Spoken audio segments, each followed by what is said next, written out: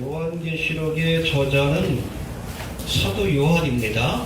요한이 쓴 글들이 있죠. 요한 복음과 요한복음, 요한 1, 2, 3, 4 그리고 요한계시록 5개를 썼습니다. 알겠습니까? 요한복음은 예수 그리스도의 생애에 관한 것이고, 요한계시록은 종말의 때에 있을 여러 가지 사건들에 관한 계시의 말씀을 마지막으로 기록한 거예요. 그래서 성경은 창세기로 시작해서 요한계시록으로 끝나는 겁니다. 그 이상의 글들은 없어요. 여기에 무엇을 더하거나 빼면 안 돼. 더하면 재앙을 더하신다 그랬고, 그렇죠? 빼면은 생명체에서 이름을 뺀다 그랬어요. 그래서 성경은 66권으로 완성된 책입니다. 알겠습니까? 지금도 누가 뭐 계시 받았다, 그 이단이에요. 지금 또 계시를 받으면, 레벨레이션을 받으면 성경을 써야 돼. 방울석 계시록 그렇게 되네. 이 이단이에요, 이단. 이해가 되십니까? 예.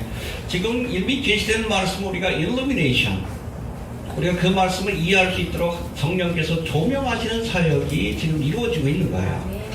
이해가 되십니까? 예. 레벨레이션의 사역은 끝난 거예요.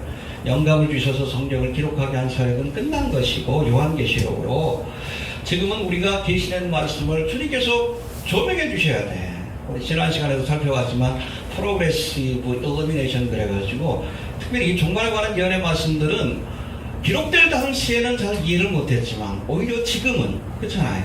이 예언의 말씀이 눈앞에 펼쳐지면 그 사건을 통해서 훨씬 더 요한보다도 요한계시록의 말씀을, 다니엘보다도 다니엘서의 말씀을 더 잘 이해할 수 있는, 그게 프로그레시브 일루미네이션, 성령께서 조명해 주시기 때문에 그렇습니다. 그런 때를 우리가 살고 있음을 기억할 수 있게 되길 바랍니다. 본서가 쓰여진 곳은 에게해의 반모섬입니다. 이게 반모섬이 여기 있고, 그 다음에 소아시아, 에서버두, 사빌라 7교회가 여기 있어요. 거기에서, 에베소에서 멀지 않습니다. 그 항구에서 좀 떨어진 곳인데, 이곳에서 이 사도 요한이 유배를 당했는데, 도미티안 시대 때 기독교인들에 대한 본격적인 핍박의 와중에 유배를 당했는데, 어느 날 주님께서 주의 날이라고 표현됩니다. 10절 한번 볼까요? 시작.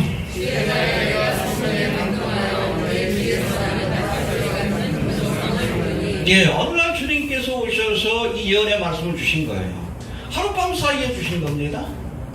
다니엘서 같은 경우에는 다니엘 보면 2장에 나오는 이 예언의 말씀은 16살 때, 그리고 맨 마지막 10장부터 있는 예언의 말씀은 80대가 훨씬 더 지난 그 시기 때 주신 여러 사건들, 일평생 동안 받은 예언의 말씀을 기록한 것이 다니엘서라면, 요한계시록은 하룻밤 사이에 주신 말씀을 기록한 겁니다.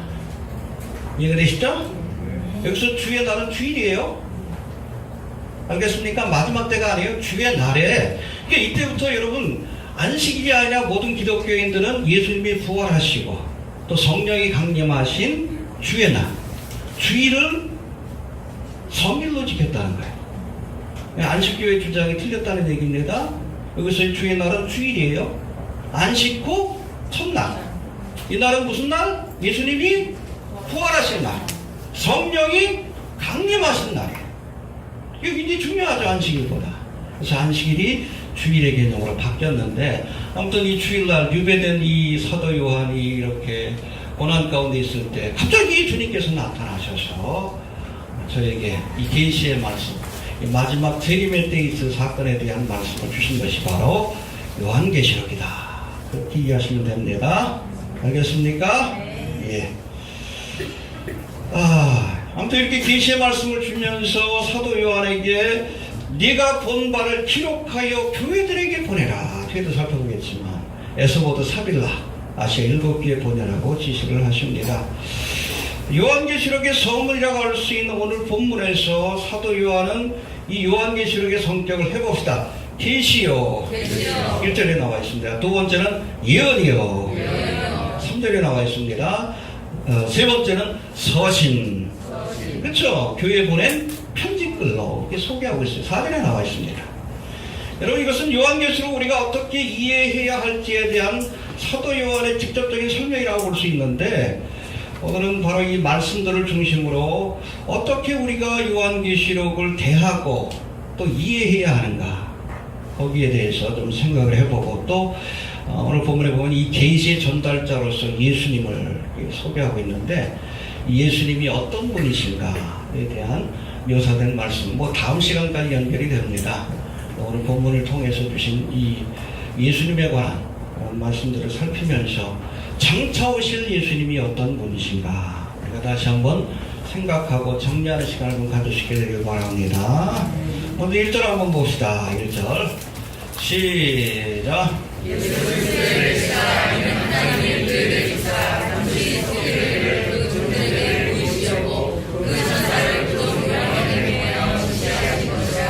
예, 여기 보니까 분명히 이 요한계시록은 예수 그리스도의 계시라. 해봅시다. 예수 그리스도의 계시라. 이게 가장 중요한 거예요. 예수님이 주신 계시입니다. 그래서 여기 예수 그리스도의 계시라고 할 때에 예수 그리스도라는 단어가 헬라어로 보면 예수 크리스토라고 되어 있는데, 이게 문법적으로 좀 복잡합니다만 속격이에요. 속격, 속격으로 되어 있는데, 이것을 목적어의 속격, 목적어의 소유격으로 해석하면 이 말이 예수 그리스도의 계시라는 표현이 예수 그리스도에 관한 계시다라는 뜻이 됩니다. 해봅시다. 예수 그리스도에 관한 계시다. 컨텐츠에 관한 거예요. 이 요한계시록이 뭘 다루고 있는가? 예수님에 관한 것을 다루고 있는 거예요. 요한복음은 초림하신 예수님에 관해서 다루고 있고, 요한계시록은 재림하신 예수님에 관한 컨텐츠가 예수입니다. 예수님에 관한 소식이에요. 알겠습니까? 네. 이 복음서는 2000년 전에 오신 예수님에 관한 소식, 요한계시록은 앞으로 오실 재림하실 예수님에 관한 그러한 계시다, 그렇게 이해하시면 됩니다. 아무튼 이것을 목적격 소유격으로 해석하면 예수 그리스도에 관한 계시라는 뜻이 되고, 이것을 주어의 소유격으로 보고 해석하면 주격 소유격이라고 합니다. 이게 두 가지 해석이 다 가능해요. 이것은 예수 그리스도로 말미암아 주신 계시라는 뜻입니다. 해봅시다. 예수 그리스도로 말미암아 주어진 계시다. 그건 컨텐츠가 아니라 오소, 저작자가 누군가, 누가 이 소스를 주었는가, 주님이 주신 계시의 말씀이라는 뜻입니다. 알겠습니까? 요한이 쓰긴 했지만 그 말씀을 누가 준 거예요? 예수님이 직접 주신 거예요. 예수 그리스도의 계시라, 예수님에 관한 계시다. 예수 그리스도의 계시라, 예수님이 직접 주신 말씀이다. 이게 굉장히 중요한 말씀이에요. 알겠습니까? 예. 아까도 말씀드린 것처럼 해봅시다. 복음서가 초림에 관한 말씀이라면 계시록은 재림하실 예수 그리스도에 관한 소식이다. 알겠습니까? 그래서 우리가 복음서만 보면 안 돼. 예수님에 대해서 우리가 온전히 알려면 요한계시록까지 봐야. 그래서 여러분, 초림의 주님은 세상죄를 지고 가는 하나님의, 그렇죠, 대속의 사역을 완성하시기 위해서 오셨어요. 십자가에서 죽으셨습니다. 보라, 세상죄를 지고 가는 하나님의, 누가 그랬어요? 세례 요한이 예수님을 소개했지. 대속의 양으로 6월절 양으로 대속의 사역을 테탈레스타에 완성하셨어요. 그러나 재림의 주님은 양으로 오시는 게 아니에요. 다윗의 뿔이요, 사자라고, 유다 지파의 사자, 라이온이라고 표현합니다. 세상을 통치하고 심판하기 위해 온다는 거. 우리가 이걸 둘 다 알아야 돼. 이 균형이 잡혀야 돼요. 알겠습니까? 이 구약에 보면 어떤 거는 예수님의 초림에 관한 그런 예언의 말씀이 있어요. 이사야 53장 같은 경우, 그가 된 우리의 허물을 인하니 아주 나약하게 보이죠. 왜? 대속의 사역을 완성하는 양이기 때문에. 그럼 어떤 말씀을 보면 주님께서 철장의 원세를 가지고 세상을 심판하고 만국을 다스리는, 그건 여러분 재림하실 주님에 관한 예언의 말씀입니다. 요한계시록이 바로 이 재림하실 예수님에 관한 라이언, 이해가 됩니까? 사자로 오실, 유다 지파의 뿔이요 사자로 오실 예수님에 관한 예언의 말씀이다. 이렇게 이해하시면 될 것 같습니다. 이 둘 다 알아야 합니다. 알겠습니까? 두 번째로 이 계시에 해당되는 헬라어가 해봅시다. 아포칼립시스. 예, 아포칼립트라고 하는 영어 단어도 나왔는데, 이 아포칼립시스는 아포라는 단어와 칼립시스라는 단어가 합쳐진 것인데, 아포라는 단어는 거두어낸다라는 뜻입니다. 벗겨낸다. 해봅시다. 벗겨낸다. 그리고 칼립시스는 장막이라는 뜻이에요. 그래서 아포칼립시스는 장막. 이게 천을 덮어놓은 거예요. 덮어놓으면 그 안에 뭐가 있는 줄 모릅니다. 감춰진 거지. 근데 그것을 들춰내어 알게 하신다라는 뜻이 바로 계시예요. 아포칼립시. 해봅시다. 장막을 거두어 비밀을 드러내신다. 예, 지금까지 감춰졌던 하늘의 비밀을, 이 종말의 때에 대한 비밀을 요한 계시록을 통해 아포칼립시스 우리에게 드러내어 보여주신 거예요. 그래서 우리 그리스도인들은 미래 사건을 압니다. 어떻게 알아? 성경에 나와 있잖아. 아포칼립시스 다 나와 있잖아요. 마지막 때에 여러분 많은 사람들이 이게 고토로 돌아와 이스라엘이 나라를 재건할 것이다. 예수가 36장에 나오잖아요. 이게 아포칼립시스예요. 그 예언의 말씀대로 됐잖아요. 그 다음 뭐예요? 37장 이스라엘 회복에 관한 거고 38장 39장 곡과마옥의 전쟁이에요. 그게 이루어진 걸 보면 이제 곡과마옥의 전쟁도 있을 줄로 우리가 아는 거예요. 아는 겁니다. 우리는 미래를 아는 사람들이요. 점쟁이가 아니에요. 성경에 나와 있어. 하나님이 알려주신 겁니다. 자꾸 어떤 사람들이 뭐 예언 받았다고 하는데 엉뚱한데 그거 속지 말아요. 성경은 이미 성경을 통해서 우리에게 알려주셨어요. 성경 얘기해야지. 왜 개인적으로 뭐 꿈꿨는데 뭐 어떻고. 개인적인 체험이지. 내가 늘 얘기합니다. 어떤 분이 자꾸 그냥 그 댓글에 꿈 얘기를 달아놓길래 말씀 안에 서 있지 못하면 여러분 꿈도 미혹의 수단이 돼요. 어떤 개인적인 꿈 같은 것들 주실 수 있어요. 그러나 그것을 분별하려면 뭐가 있어야 돼? 말씀을 알아야지. 그래서 말씀에서 벗어나면 이건 여러분 사탄마귀가 준 꿈이요. 개꿈이요. 이해가 됩니까? 예전에 그 다윗 선교했던 거 있잖아요. 어린애들이 뭐 기도했더니 하나님께서 꿈속에서 10월 28일 날 예수님 오신다고 그랬다. 근데 성경에 뭐라고 돼 있어요? 그날 그것이는? 그럼 그 꿈을 누가 줬겠어? 저는 어린아이들이 거짓말했다라고 보지 않습니다. 봤다라고 봐요. 광명의 천사가 나타나. 루시퍼죠. 성경에 없는 이야기를 하면 여러분 하나님께로부터 온 게 아니에요. 유일한 근거는 여러분 하나님의 말씀이에요. 이미 아포칼립시스 드러내어 보여주셨습니다. 해봅시다. 드러내어 보여주셨다. 예. 여러분 계시란 그 말뜻 자체가 베일 속에 감춰져 있던 비밀을 드러낸다는 뜻입니다. 그런 의미에서 본다면 이미 요한계시록은 드러난 책입니다. 왜 드러냈을까요?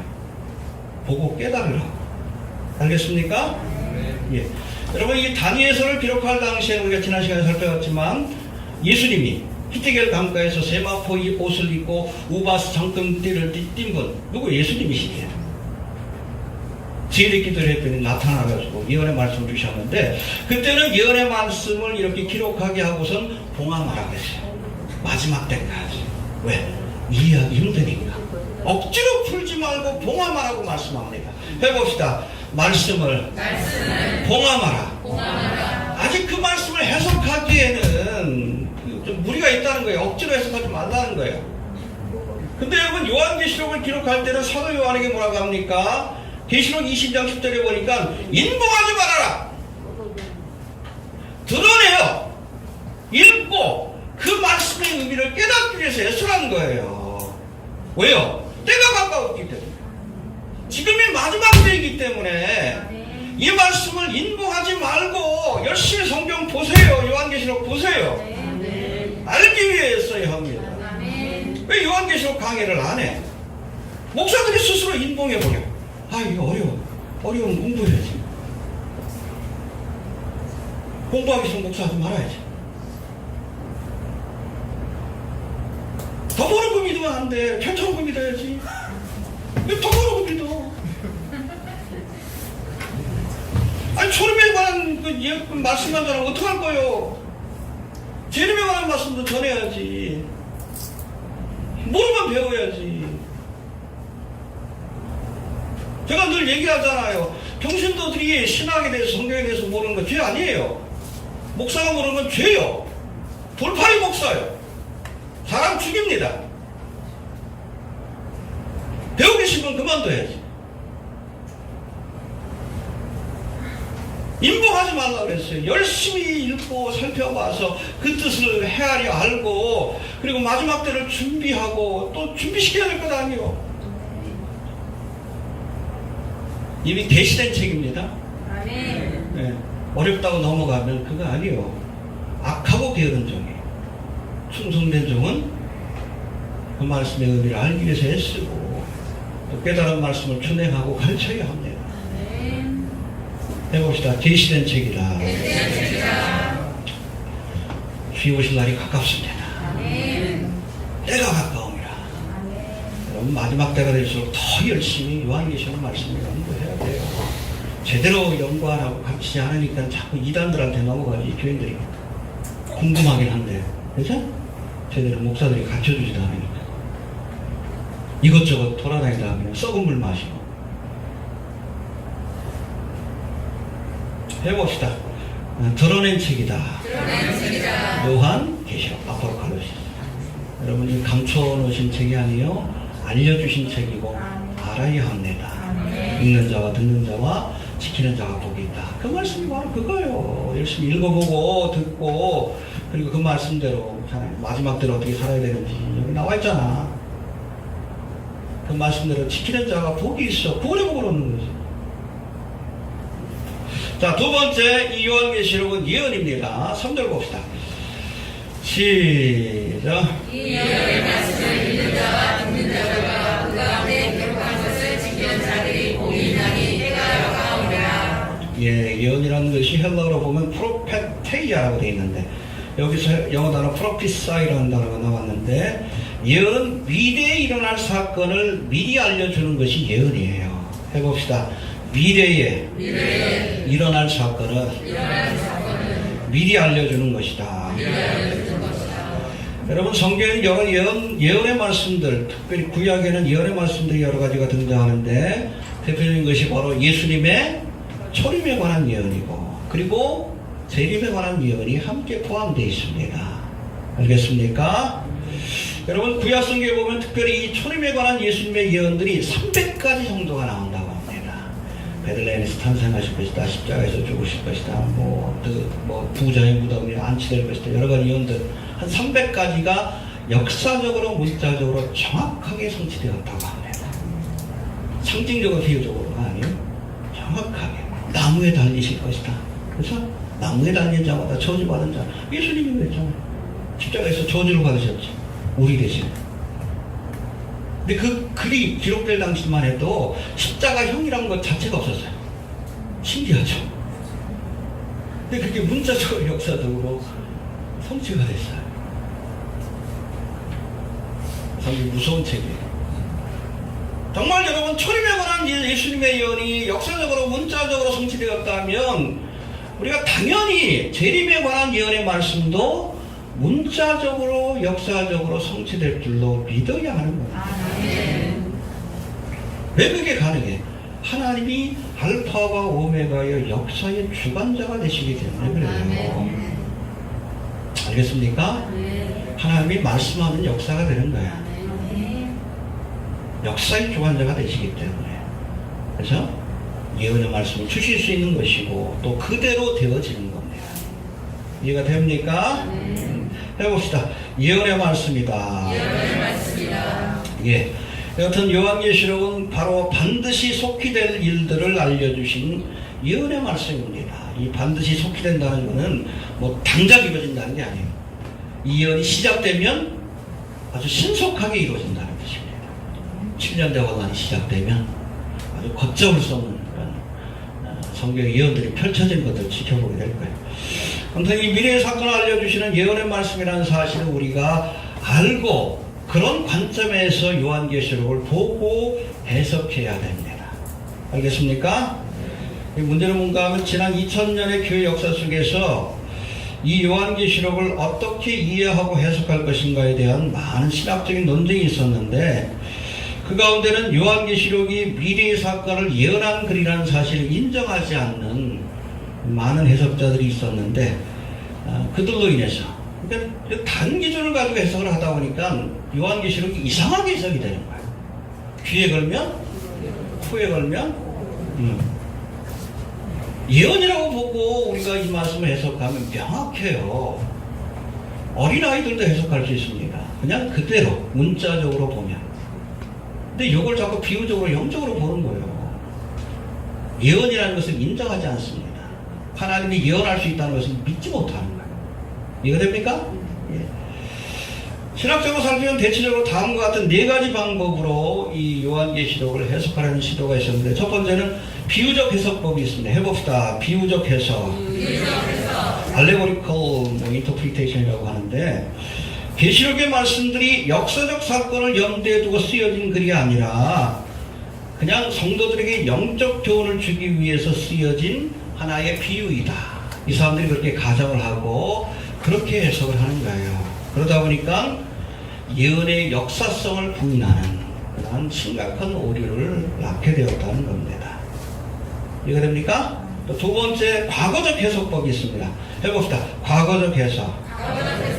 프레터리즘이라고 하는데, 이건 뭔가 하면 요한계시록의 예언이 이미 과거에 다 성취가 되었다. 이미 끝난 거다. 이게 교회 시대를 사는 우리하고는 상관이 없다. 지금 우리하고는 상관이 없다. 이렇게 해석하는 사람들이 꽤나 많습니다. 그래서 요한계시록이 이미 과거에 일어난 사건, 초대교회 당시의 상황을 기록한 글이라는 주장인데, 이런 주장하는 사람들은 요한계시록에 묘사된 영적 전쟁, 아마겟돈 전쟁이나 이런 전쟁이 초대교회와 유대주의자 혹은 초대교회와 이방 종교와의 영적 전쟁을 묘사하는 것이다. 뭐 그런 식으로 해석을 합니다. 그리고 또 20장부터 22장까지 묘사된 천국의 모습도 이 영적 전쟁에서 승리한 교회의 모습이라고. 그렇죠? 잘못 들으면 그럴듯해요. 조금 더 구체적으로 살펴보면 이 프레터리스트들은, 과거적 해석을 주장하는 사람들은 이 요한계시록이 실제로 쓰여진 것이 AD 95년으로 알려지고 있어요. 이건 사도 요한의 제자의 제자가 직접 한 얘기입니다. 사도 요한의 직접 제자가 누구요? 유명한 에베소 교회 폴리갑이죠. 순교한. 그렇잖아요. 90세가 넘었는데 예수를 부인하면 살려주겠다고 하니까 일평생 예수님 나를 부인한 적이 없는데 내가 그럴 수 없다. 이 폴리갑의 제자예요. 이 사도 요한의 직접 제자가 폴리갑이고, 이 폴리갑의 직접적인 제자가 이거는 도미티안이 96세에 죽습니다. 바로 직전에 AD 95년에 쓰여진 것이라고 얘기를 합니다. 그런데 이 과거적 그런 해석을 하는 사람들은 이것이 95년에 쓰여진 것이 아니라 AD 60년경에, 그러니까 로마 네로 황제의 기독교 박해가 시작되기 바로 직전에 쓰여진 글이다 라고 주장을 하고 그렇게 해석을 해요. 그러니까 13장에 나오는 적그리스도 누구라고요? 네로 황제. 그리고 뭐 18장에 보면 큰 성 바벨론이 그렇게 멸망받는 모습이 나오는데, 이것도 타락한 예루살렘의 모습이다. 근데 이것이 AD 70년에 성취가 됐다. 뭐 그렇게 해석을 합니다.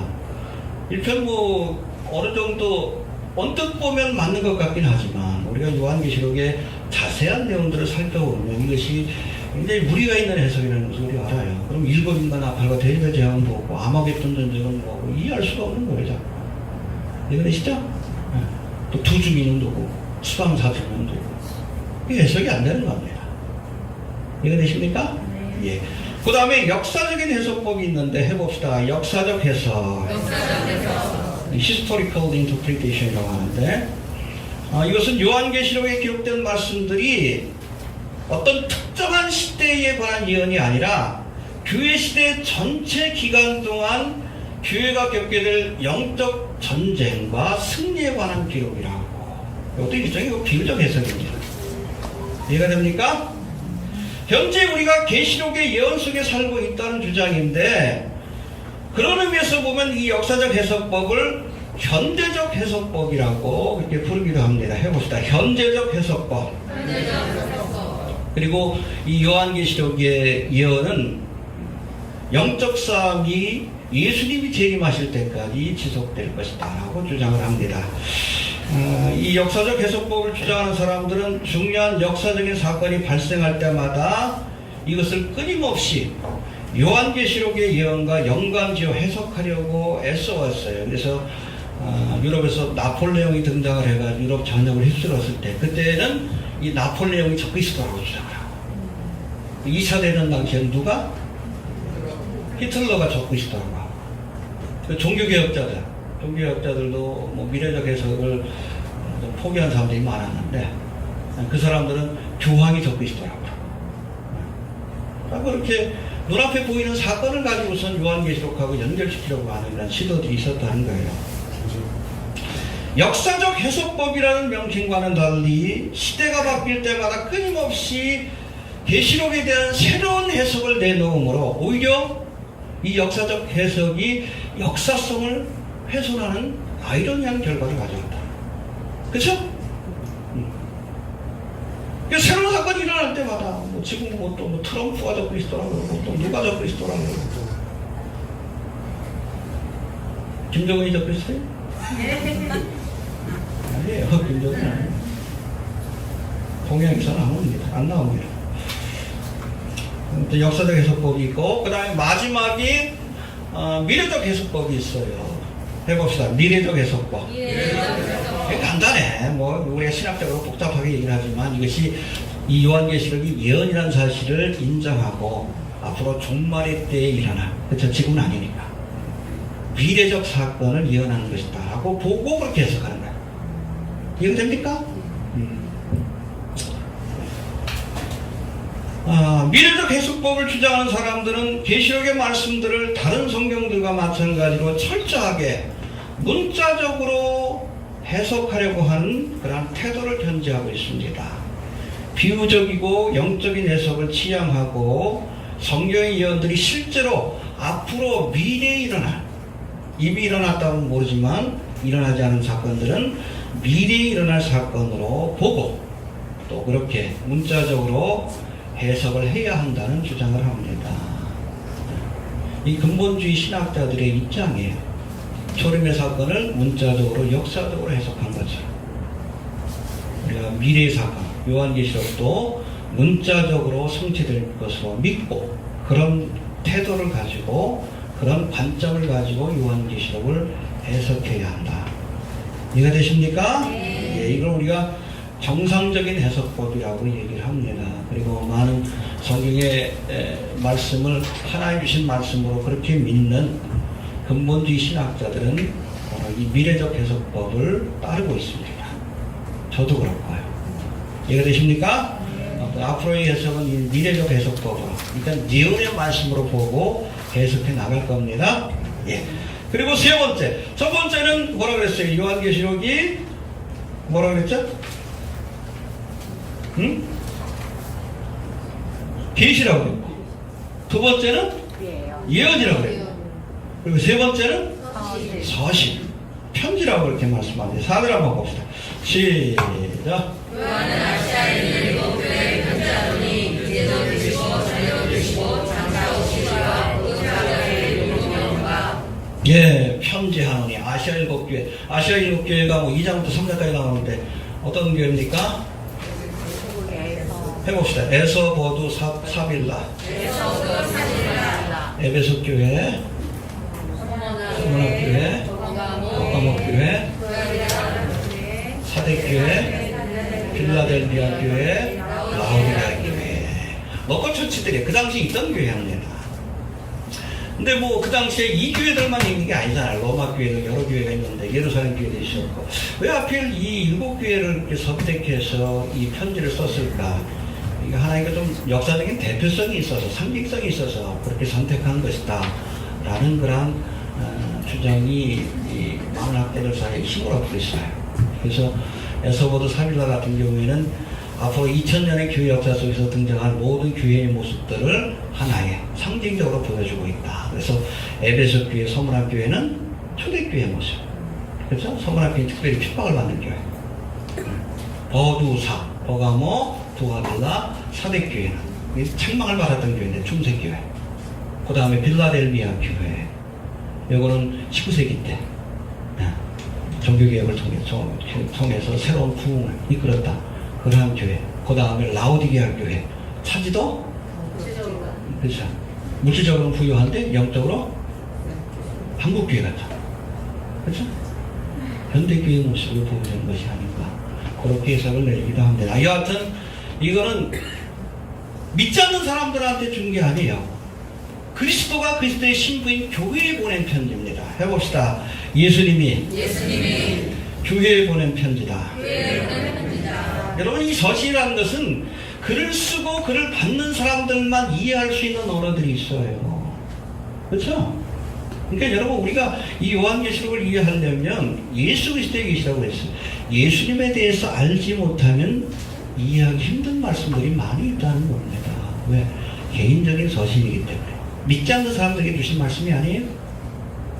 그리스도께서 그리스도의 신부인 교회에 주신 개인적인 서신의 말씀이다. 당부의 말씀이다. 그렇게 이해하시면 됩니다. 자, 네 번째, 이 예언의 말씀을 읽는 자와 듣는 자와 지키는 자가 복이 있다라고 말씀합니다. 아까도 살펴봤는데 손들 다시 봅시다. 시작. 예언의 말씀을 읽는 자와 듣는 자와 자들이 복이 있나니 내가 가까우니라. 예, 열심히 읽어야 돼. 열심히 들어야 합니다. 요한계시록 강의도 열심히 들어야 돼. 그런 사람이 복이 있어요. 그리고 지키는 자. 회개하라고 했으면 회개해야지. 마지막 때가 가까웠다 그러면 우리가 주의 오심을 예비해야지. 그게 지키는 거지. 근데 많은 교회에서 안 그러잖아. 그냥 창세기부터 이렇게 쭉 유다서까지 강의하고 나서 그 다음에 또 창세기로 넘어가잖아요. 요한계시록을 강의하려고 하지 않아요. 읽으려고 하지 않습니다. 어떤 목사는 너무 알려고 하지 말라. 왜 그래요? 자기가 몰라서 그래요. 뭘 알려고 하지 마. 예수님은 알아야 된다고 했는데. 읽는 자와 듣는 자와 지키는 자가 복이 있다고 했잖아요. 안 읽는 사람이 복이 있다고 그랬어요. 화가 있지. 우리 옛말에 그런 말이 있죠. 유비무한, 무비요한. 우리가 환난과 심판의 때가 다가온다는 것을 우리가 알아야 준비하고 이 환난의 때를 면할 수 있는 거예요. 알아야 준비할 수 있습니다. 해봅시다. 알아야 준비할 수 있다. 종말과 심판의 때에 대해서 우리가 알아야 우리가 어떻게 이 환난의 때를 피할 수 있을지도 깨닫고 준비할 수 있는 거예요. 그래서 읽는 자와 듣는 자와 지키는 자가 복이 있다고 말씀합니다. 평소 우리가 쓰나미에 대해서 잘 알아야, 그렇잖아요. 지진이 일어나고 나면 이 쓰나미가 올 수 있다. 그리고 특별히 해안가 같은 경우에 쓰나미가 오기 전에 징조가 나타나죠. 어떤 징조? 바다에 물이 쫙 빠져요. 예전에 뭐 2011년인가 일본 대지진 때도 그 장면이 나오더라고. 바닷물이 쫙 빠져. 이 철없는 사람들은 들어가. 조개 잡으려고. 이 수레가 다 죽는 거예요. 근데 우리가 그 징조가 무슨 의미인지를 알면, 요한계시록을 알아야지. 마지막 때의 징조가 뭔지를 알아야지. 아는 사람은 어떻게 해? 그 순간에 차도 언덕으로 도망가는 거지. 조금만 높은 데 올라가도 살 수 있는 거예요. 파도 높이만큼만 올라가도. 근데 철없는 사람은 그냥 조개 잡겠다고 들어갔다가 다른 거예요. 알아야 돼요, 알아야 돼요. 해봅시다. 알아야 한다. 내 백성이 그렇죠. 알아야 준비할 거 아니에요. 준비해야 시험의 때를 면할 수 있는 거 아닙니까? 그러니까 됩니까? 지난주에 어떤 청년 하나가 블로그 댓글에다가 어느 목사의 글을 링크해놨어요. 내가 들어가지 못했어요. 바로 그래도 삭제를 해가지고. 근데 이 목사가 우리 블로그하고 또 저를 비판하는 글을 올린 것 같아요. 대충 내용을 들어보니까. 그 양반이 뭐라고 하냐면, 이 마지막 때를 알리는 글이 오히려 성도들의 마음을 불안케 하고 정상적인 믿음 생활을 하기 힘들게 만드니까 아주 위험한 거니까 읽어보지 말라고.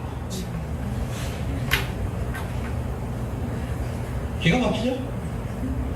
여러분, 적에서 쓰나미가 밀려오는데 불안함을 느끼는 것이 정상적인 거예요.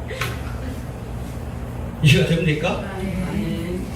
정말로 심판의 날이 다가오고 그 시대의 징조를 보여주고 계시는데 난리도 아니잖아요. 이번에 블랙핑크 보니까 난리도 아니요. 예수님하고 맞짱 뜨자 그러는데 미친 것들이지.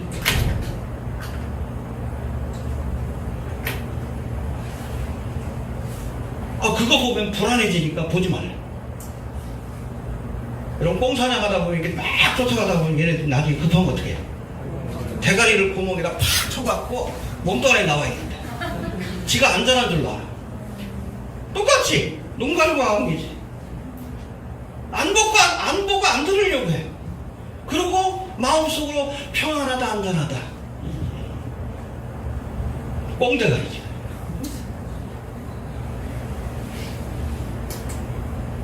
알아야 여러분 피할 것 아니에요. 준비할 것 아니에요.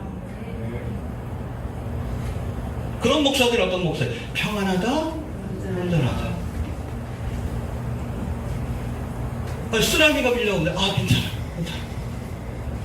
세월호 똑같잖아요. 손자. 응? 나가지 말라고 그냥 머물러 있으라. 지만 도망가. 미친놈이지. 세월호 손자가 갖고 평안하다 안전하다. 배 안에 머물러 있으라. 지는 도망가 있어. 빨리 깨워야죠. 정신 차리라고. 주님 오시려고 갔다고 이러고 있을 때 아니라고. 자고 있으면 깨워야 되는데 잠자는데 강의하지 말고 괜찮아 잘 되는 거야. 하나님의 초롱한 심판이 되죠. 파수꾼의 자격이 뭐예요? 저쪽에 적이 오면 나팔을 불어서 깨워야 돼. 근데 저쪽에서 적이 오는데 잠자는 사람들 깨어나면 안 되지. 그냥 가만히 쳐다보고 있어. 쳐서 죽여야 돼요. 목을 잘라서. 그런 파수꾼은. 메가다곤 유명한 얘기를 했잖아요. 전투에 실패한 장교는 용서할 수 있어도 경기에 실패한 장교는 용서할 수가 없다. 파수꾼의 역할을 제대로 못하면 죽입니다. 목사가 해야 할 일이 파수꾼이에요. 깨워야지. 이런 얘기 하지 말라고. 블로그 보지 말라고. 불안해진다고. 편안하게 자라고. 미친 것이지. 하나님 앞에 심판을 어떻게 받을까? 제가 블로그 사역을 왜 한 줄 아십니까? 하나님이 알려주셨어요. 그래서 저게 뭐라고 했어요? 보고 들은 것은 말하지 않을 수 없다. 문둥병자 그랬잖아요. 아수르의 대군이 물러가고 음식이 남아있는데 사마리아 성 안에 사람들이 굶어 죽고 있어요. 처음에 그 음식을 먹고 막 보험으로 숨기다가도 문득 생각이 듭니다. 오늘날 우리가 좋은 소식, 기쁜 소식이 있는 날이거든요. 그렇잖아요. 우리가 이 기쁜 소식을 전하지 않으면, 말하지 않으면 화가 임할 것이다. 깨달았으면 전해야 합니다. 그래서 블로그 사역이 시작이 된 거예요. 제가 심판을 받을까봐 두려워서. 그렇잖아요. 종말의 때가 다가오고 있다는 걸 우리가 알았으면 전해야 되는 거예요. 읽는 자와 듣는 자와 지키는 자가 복이 있다. 열심히 또 알려야 합니다. 알겠습니까? 네. 다섯 번째, 이제는 5절부터 8절까지의 말씀을 통해서 이제 요한계시록의 주인공이요, 또 요한계시록의 전달자이기도 하신 예수님에 관해 소개한 말씀, 아마 다음 주와 같이 이렇게 연결이 될 겁니다. 그 말씀들을 잠깐 한번 살펴봅시다. 먼저 5절 한번 봅시다. 시작.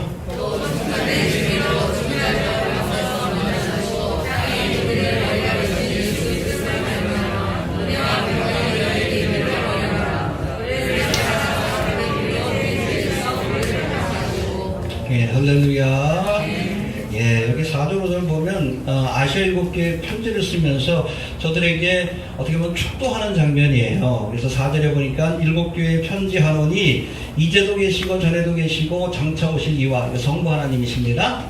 성부와 그 다음에 그 보좌 앞에 7명과, 이게 성령이에요. 성부와 성자와, 그리고 5절부터는 성자입니다. 그러니까 성령과 성자, 예수 그리스도에 관한 묘사입니다. 근데 예수님 충성된 증인이요 쭉 이렇게 쭉 하고선 그 다음에 뭐라고 되어 있어요? 예수 그리스도로 말미암아 은혜와 평강이 너희에게 있기를 원하노라. 축도한 거예요. 축도하고 시작한 겁니다. 사도 요한이 성부와 성자와 성령의 이름으로, 아니 성부와 성령과 성자의 이름으로.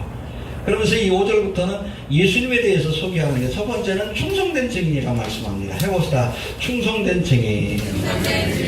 증인은 여러분 하나님의 뜻을, 말씀을 전하는 사람입니다. 공생 기간 동안에 열심히 하셨잖아요. 산상수훈, 감람산 강화를 통해서 하나님의 말씀을 열심히 가르치셨고, 그걸 끝난 게 아니에요. 다시금 사도 요한에게 나타나서 재림에 관한 말씀도 증거해 주신 겁니다. 할렐루야. 여러분, 충성된 증인이 되려면 하나님 주신 말씀을 다 전해야 돼. 일부분만 전하면 안 돼. 복음서만 가르치면 안 돼. 뭐까지? 계시록까지. 주님에 관한 열의 말씀만 가르치면 안 돼요. 요한계시록까지 가르쳐야 그래 충성된 증인이지. 다 가르쳐야지. 자기 마음에 드는 것만 가르치면 어떡해. 이해가 됩니까? 창세부터 계시록까지 다 가르쳐야 되는 거예요. 요한계시록 안 가르쳐. 충성된 증인이 아니에요. 악하고 게으른 적이지. 알겠습니까? 목사는 다 가르쳐야 돼요. 예수님 그랬어요. 초림에 관한 위원의 말씀뿐 아니라 공생이가 동안의 말씀 가르쳤지만 그걸로 끝나지 아니하시고 마지막, 그렇잖아요, 종말과 재림에 관한 말씀도 증거해 주신 겁니다. 그게 faithful witness, 충성된 증인입니다. 그래야 되는 거예요. 요한계시록 가르치지 않는 건 충성된 증인이 아니에요. 목사들 회개해야 합니다. 10년 동안 사역해가지고 태도 정신목 차려 목사들 많은데 10년 동안 가르쳤어요. 더럽히는 면들을 했어. 하나님 앞에 심판받기 싫어서 이 사역합니다. 충성된 증인이 되어야 되겠다. 창세기, 여러분, 유다서까지 가르치고, 요한계시록 넘어가는, 아니요. 요한계시록까지 가르쳐야 충성된 증인이에요. 해봅시다. 충성된 증인이시다. 충성된 증인이시다. 알겠습니까? 예, 두 번째, 5절에 나와 있는데, 죽은 자 가운데 먼저 나시니라고 소개합니다. 해봅시다. 죽은 자 가운데 먼저 나시니. 이게 뭐예요? 부활의 첫 열매가 되신다. 우리 지난 시간에 살펴봤죠? 이스라엘 추수는 세 단계에 걸쳐서 이루어지게 된다. 첫 번째, 첫 열매. 요거는 배 가지고 누구에게 드리는 거예요? 하나님께 바치기예요. 예수님이 부활의 첫 열매. 그리고 이 첫 열매를 거두고 나면 곧바로 본격적인 열매를 거두는 본 추수가 시작이 돼요. 이게 뭐예요? 교회의 휴거의 사건입니다. 오실 겁니다. 네. 이게 두 번째 추수예요. 두 번째 부활의 사건이에요. 그리고 이것이 끝나고 나면 뭐예요? 이삭 죽기가 있어요. 다 거두지 말라고 했어요. 주님께서.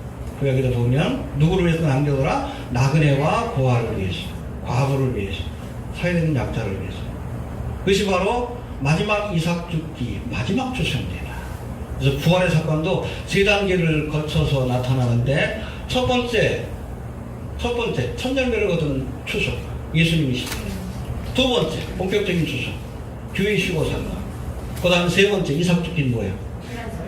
그렇죠. 예수님이 신앙재림할 때에 환난 성도들이, 또 구약의 성도들이 부활의 사건에 참여하는 이 세 단계의 추수 사건이 일어날 것인데, 주님께서 첫 열매가 되신다는 그 말씀입니다. 해봅시다. 주님께서 부활의 첫 열매가 되셨다.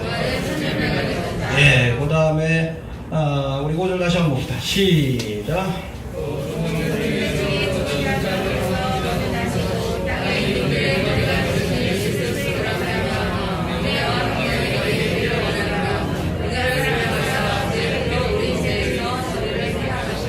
여기 보니까 땅의 임금들의 머리가 되시는 만왕의 왕으로 오시는 거예요.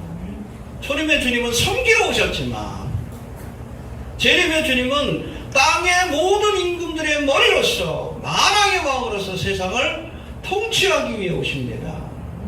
주님의 보좌가 어디에 세워집니까? 예루살렘. 성전이 있는 자리가 바로 예수님이 통치하는 천년왕국의 수도예요. 우리도 주님과 함께 그 통치에 참여하게 될 겁니다. 이해가 됩니까?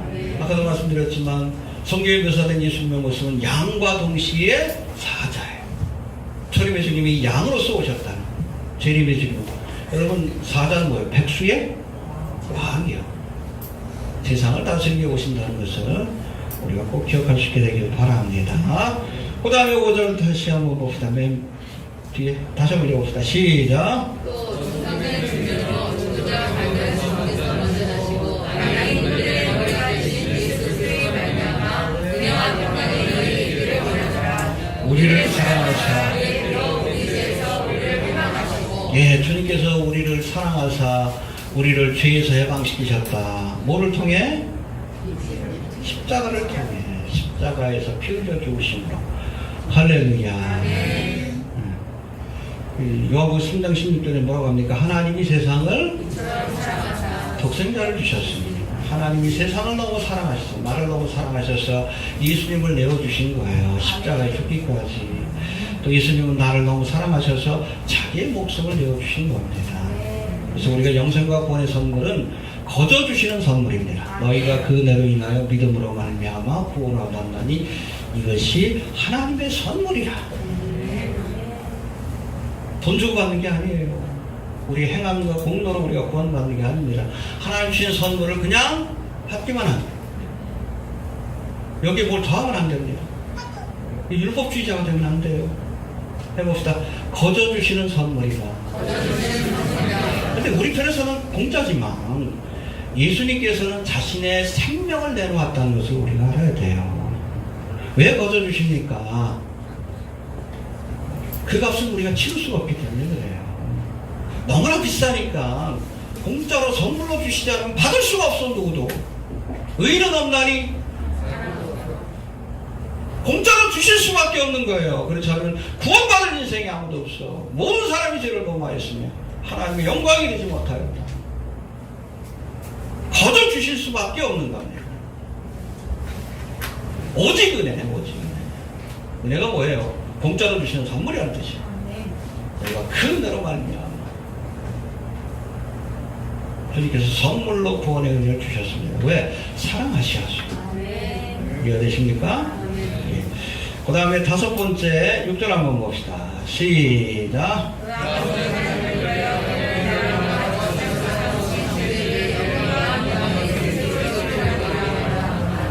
예, 여기 보니까 예수님께서 우리를 나라와 제사장으로 삼으셨다. 해봅시다. 나라와 제사장으로 삼으셨다. 킹제임스 버전에 보면 이 나라가 킹스라고 되어 있어요. 그러니까 우리를 왕과 제사장으로. 우리는 모두가 왕 같은 할렐루야. 특별히 앞으로 세워질 하나님의 나라에 천년왕국에 주님과 함께 통치에 참여할 겁니다. 알겠습니까?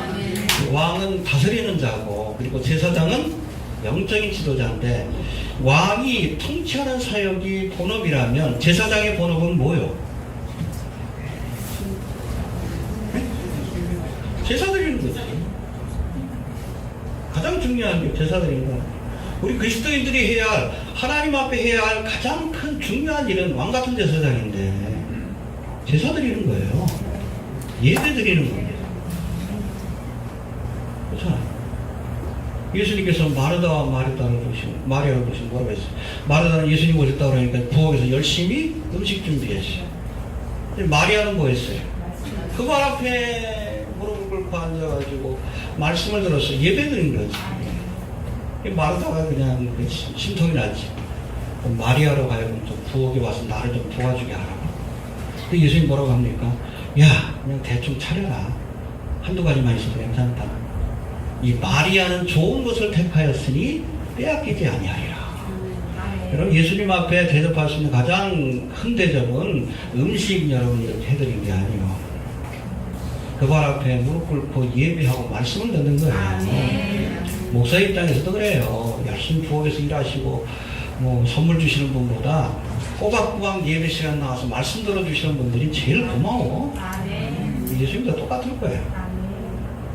제사장의 가장 큰 사명은 제사 드리는 거예요. 여러분 신천신지 예루살렘 우리가 새 예루살렘에 가서 하는 일이 뭐예요? 주님을 찬양하고 예배하는 거지. 알겠습니까? 신령과 진정으로 예배하는 자를 찾으신다. 수가 성령님이 그랬잖아요. 아우 당신은 선지자입니다. 우리 조상들은 이 그리심산에서 예배를 드리는데 그렇죠? 사마리아 사람들이 당신들 유대인들은 저 예루살렘에서 예배를 드리지 않습니까? 어디서 예배 드리는 게 맞습니까? 여기서 저기서 예배 드릴 것이 아니라 신령과 진정으로 예배할 때가 되는 하나님께서는 신령과 진정으로 예배하는 자들을 찾으시느냐. 할렐루야. 예배 자리에 나오세요. 하나님이 가장 기뻐하시는 일입니다. 나는 주님을 위해서 아무것도 한 일이 없어. 아니요. 예배 시간에 나오는 게 하나님을 위해서 가장 기뻐하시는 일이에요. 지금도 신령과 진정으로 예배하는 자들을 찾으신다고 했어요. 뭐 코로나19 사태 때문에 저거 했지만 예배를 좀 멈추지 않았던 이유도 그겁니다. 가장 기본적인 일이고 가장 중요한 일이기 때문에 그래요. 교회는 예배 공동체입니다. 우선적인 일이에요. 선교는 두 번째 일이고 하나님께 영광 돌리는 것이 첫 번째 일이에요. 알겠습니까? 근데 예배는 진리에 대한 응답입니다. 예배의 핵심은 하나님의 뜻을 깨닫는 거예요. 그래서 어느 교회 같은 경우는 아예 그냥 설교를 먼저 해. 그리고 나서 그 깨달은 말씀에 대한 찬양과 기도를 드립니다. 어찌됐든 마리아처럼 열심히 주님의 말씀을 듣고 예배하는 것, 뭐 이렇게 함께 모여 예배하는 시간도 있지만 개인적으로도 주님을 좀 가까이 하고 친근히 하는 신령과 진정으로 예배함으로 주님을 기쁘게 할 수 있는 제사장들이 되시길 바랍니다. 우리를 제사장으로 삼으셨다. 이해가 되십니까? 그 다음에 7절 한번 봅시다. 7절 시작.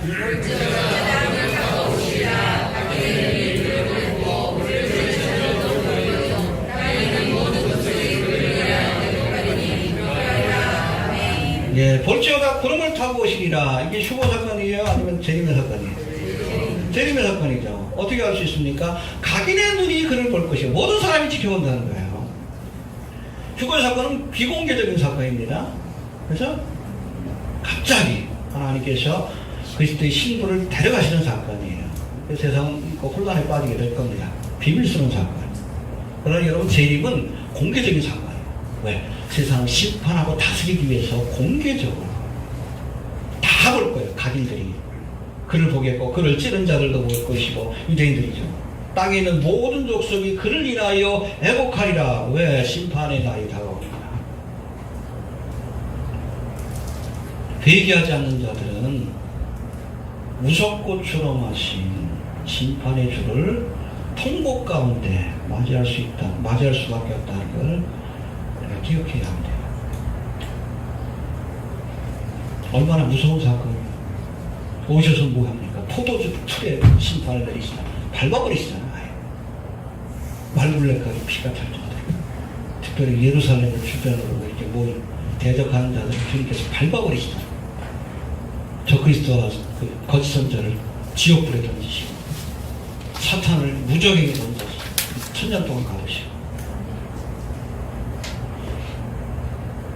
가장 두려운 소식이에요. 여러분 예수님의 재림에 관한 소식은 우리 예비된 성도들에게는 구원받은 자들에게는 너무나 좋은 날이에요. 너무나 좋은 날. 혼인대식이 시작되는 날이에요. 구주를 생각만 해도 내 마음이 좋거든. 주님을 뵙는 날이에요. 그러나 여러분 주님을 대적하고 주님의 뜻을 거역하고 지금도 그렇잖아. 여러분 K-POP 봐봐요. 얼마나 사악합니까? 하나님을 대적하고 블랙핑크 내가 안 쓰려고 그랬어. 하나님을 공개적으로 대적하는 그런 뮤비들을 만들어 놓잖아. 엔타이 크라이스트 얼마나 예수 그리스도를 경멸하고 그러는지 몰라요. 맞짱 뜨자 그러잖아. 옛날에 나를 하늘에서 쫓아냈어? 나하고 맞짱 뜨자. 그런 내용이야. 안 그런 게 없어, 안 그런 게. 얼마나 사악합니까? 근데 정치권에서도 지금 뭐 포괄적 차별금지법을 해가지고 하나님을 대적하는 정책들 동성애 확산시키겠다는 것 아니에요. 이 바퀴벌레 같아. 밟아도 그냥 어디서 튀어나와. 한번 이태원 그 사건 그때 한번 저거 했으면 잠잠할 만도 한데 또 기어나와. 또 밟아야 돼. 그나마 뭐 순복음교 이영훈 목사가 좀 목소리 내기 시작했더라. 목사들도 대형교 목사들 목소리 내야 돼. 이건 정치적인 이슈가 아니에요. 영적인 이슈이기 때문에. 다 그게 정치적인 이슈로 이렇게 몰아가면은 교회가 오히려 공격을 당합니다. 근데 진리에 관한 문제이기 때문에 타협하면 안 돼요. 좌판이 우판이 그거 따지는 거 아니에요. 박근혜도 그랬죠? 황교안이도 그랬고. 그 권좌에 앉으면 그림자 정부의 영향력에서 벗어날 수 없으니까 그 짓들 하는 거예요. 그래야 돈과 명예 권세를 주니까. 하나님이 미워하는 짓만 하면 부자 됩니다. 출세할 수 있어요. 왜냐하면 적그리스도 세력들이 지금 세상을 장악하고 있기 때문에. 그리고 지옥 가는 거예요. 이들을 심판하기 위해서 주님께서 오실 겁니다. 예. 그 다음에 마지막으로 우리 8절 보고 마칩시다. 시작.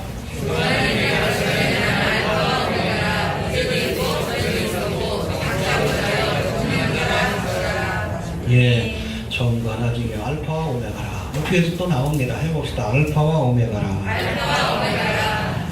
헬라어의 첫 글자가 A에 해당되는 것이 알파고 영어로 Z에 해당되는 것이 오메가예요. 알파와 오메가 된다는 것은 처음과 나중 역사의 주관자가 되신다. 알겠습니까? 주님이 역사의 주관자가 되십니다. 네. 그래서 우리가 인류의 역사가 그 AD와 BC로 나눠지죠. BC는 무슨 뜻이에요? Before Christ. 주님이 오시기 전 예수님의 탄생을 전후로 해서 나눠집니다. AD는 뭐예요? 아노 도미니. 이건 라틴어인데 주께서 오신 이후 BC와 AD. 인류의 역사 자체가 이렇게 나눠지는 겁니다. 할렐루야. 우리 히스토리를 우리가 역사를 히스토리라고 하는데 많은 사람이 그게 얘기한다. 히드 스토리. 예수님에 관한 이야기다. 신앙적으로 볼 때 맞습니다. 주님이 알파와 오메가 역사의 주관자가 되시기 때문에 그렇습니다. 주께서 시작한 일을 오메가 마치실 겁니다. 그날을 바라봅시다. 정리합니다. 요한계시록은 감췄던 비밀을 드러낸 해봅시다. 계시. 그리고 마지막 때 일들을 미래 일들을 알려주는 예언이에요. 해봅시다. 예언. 그리고 구속받은 성도들에게 주신 개별적인 편지입니다. 서신입니다. 해봅시다. 계시요. 예언이요. 서신이다. 요한계시록의 주인이 누구십니까? 네. 그리고 전달자. 컨텐츠가 예수 그리스도고 그것을 전해주신 분도 예수님이십니다. 그러니까 예수 그리스도를 중심으로 해서 요한계시록을 풀어야 돼요. 저 그리스도가 주인공이 아니에요. 예수님이 주인공입니다. 그 들러리요. 저 그리스도는 예수님의 등장을 위해서 연극 무대도 그렇잖아요. 못된 무대 막 하다 결국엔 주인공이 나타나서 싹 쓸어버린다. 그 요한계시록. 예수님이 주인공이 되십니다. 역사의 주관자가 되시기 때문에 그러니까 이 예언의 말씀을 보고 듣고 지키는 자가 복이 있다고 했어요. 열심히 읽읍시다. 더 보라고 믿지 말고 어렵다고 그냥 피하지 말고 열심히 듣고 읽고 또 그 경계의 말씀을 지키는 자 그런 사람에게 시험의 뜰을 면하는 복이 주어질 줄로 믿습니다. 주님 봅시다. 주신 말씀 붙들고 잠깐 기도합니다. 아버지 하나님, 오늘부터 이 요한계시록의 말씀 우리가 다시 한번 살펴보고